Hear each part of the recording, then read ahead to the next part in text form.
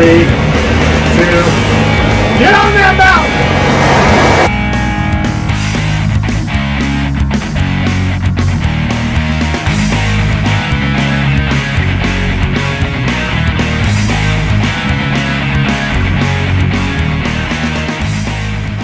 Hey guys, Joel Rather here coming to you from the H3O and Fast Performance Lab.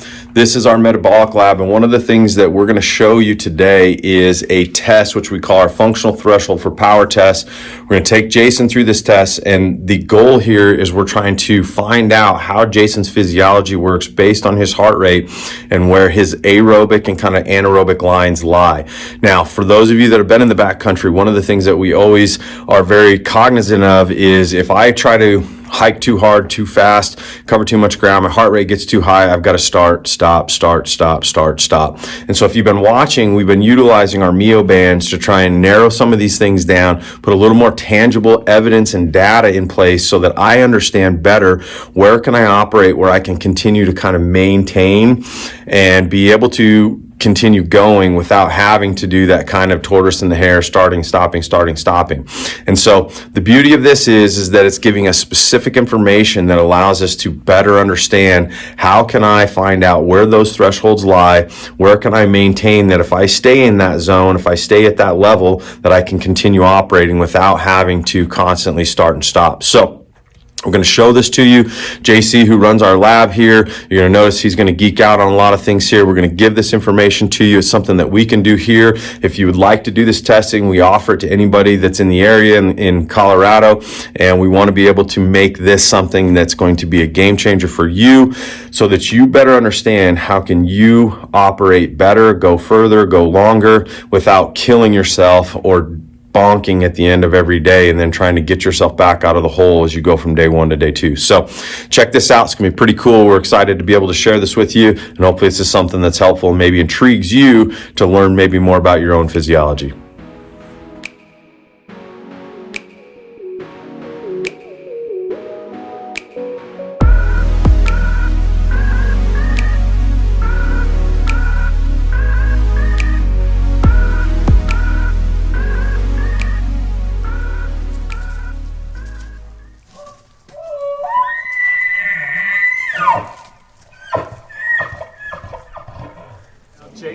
Jason is underway with his FTP test, okay, which you can see on this monitor up here. All right, this is a functional threshold for power test. This 20-minute block is the actual test. Everything he's doing up until that point is actually his warm-up.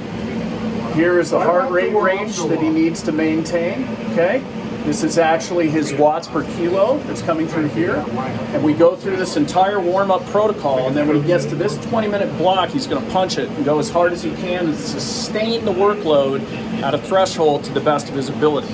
Now down here, we're actually looking at the Watt Bike training monitor and technology. And what this is doing is allowing us to see the symmetry from his left pedal to his right pedal, okay? So right down here, you see the percentages between his right leg and his left leg. So he's a little right leg dominant on his pedal stroke. This is the amount of power in watts that he's putting out. This is his heart rate, and then this is the cadence with which he's spinning, okay? The idea here is we want to see symmetry in the pedal stroke. You see how this little graphic kind of looks like a peanut? The idea is we want it to look more like a sausage or a UFO that gets it symmetrical at the top and the bottom. That means that he's able to shove the pedal across the top of the pedal stroke and pull it down underneath the pedal stroke. Most people, when they ride a bike, are pretty dominant on the push. And over time, you can learn to be not just dominant on the push, but dominant on the pull, push across the top of the pedal stroke and pull underneath. Once you learn to make that symmetrical, then you become more efficient on a bike and you're expending less energy over time to hit your watts per kilo range. All right, so you can see we're into the first kind of interval here, and rate is not 67. You can see that that's your accurate heart rate. He's at about 124 beats per minute, and it's just kind of starting to ramp him up a little bit here. And again, the main thing is he's trying to keep cadence. The one thing that you'll notice is, Jason has the Mio band on here, but he also has Polar on as well, and Garmin, excuse me, and the Garmin strapped to my fat. and the Mio, we're trying to check to see how well those two match up, right? We've talked to you guys about how Mio is super accurate, and we're just testing those against each other, which is really important to figure out. Like, the validity and the accuracy is a huge part of this, right? Because we want to have this dialed in as close as we can and understand where his heart rate is and how close it is, so that we can determine these zones more specifically. When JC starts we're getting to there. actually test me, It's coming. All right, so how are we feeling at 18-minute mark? heart rate's at 130. Starting to sweat a little bit, a little hot from pop. And I'm not even over the warm up yet. It's about to go down. It is about to go down. We're actually 2 minutes away from 2 minutes going from down. suffering So for the next 20. if we come over and look at the chart here, you'll see he's 28 minutes in. He's almost done with his warm-up, and then this is when the test begins. And even though this is the baseline bar, he's going to take it up as high as he can and sustain it as best as he can for 20 minutes. Can I like slowly ramp You can up, see his or do you heart want me rate. to just go? And, I want Out you of to go there. when you get there. So he's about at 120. So he's been kind of hovering around 115, 120, 125 to maybe 130. And it's going to really start ramping up here in about 30 seconds. 3, 2, get on that mountain! Whoa, easy. No, he wants me to spike. What?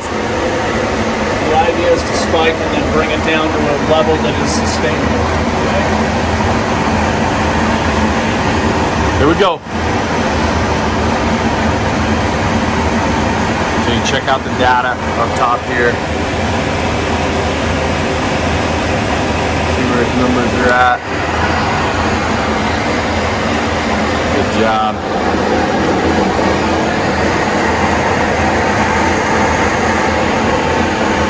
That's it. So how long does he stay up there?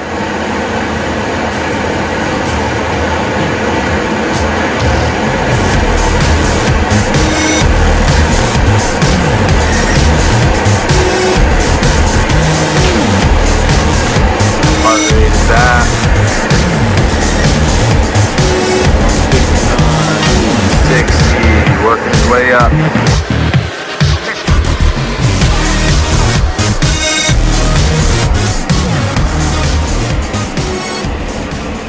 What's your RP at right now? Give me a number. 7? 29. I think it's 1 to 10. We're gonna turn this bitch to 11. So, the idea here is that you know you're most efficient shooting in zone 2. Okay, so if you are in that zone 2 or the green zone, right, then we want to build out your training program below it and above it. All right, so that's sustained workload in base build zone, which is the blue zone, which is boring as hell. That's the movie watching zone, right? Yeah. You know, and that's what Jack, I murdered him, you know, doing a quad workout today, and you know, gave him very little break, so we definitely damaged some tissue. Tomorrow, for his recovery work, he's going to do a long, slow distance ride. He's going to do 90 minutes in zone 2, okay? And that is to help his body recover, but also to base build. And if you build that foundation at the bottom first, then you're able to stack the zones on top of it. Now, for the zone above it, that's where you're into steady state. That's kind of the uncomfortable zone. Mm-hmm. Okay, I can't remember what color that is, but that zone 3 work is where you want to get up there and do what I did yesterday, which is like get up to, say, 160 beats per minute, maybe no higher than 165, and see how long you can sustain that for. Okay. You know, I would go anywhere from, 30 to 50 minutes. Okay.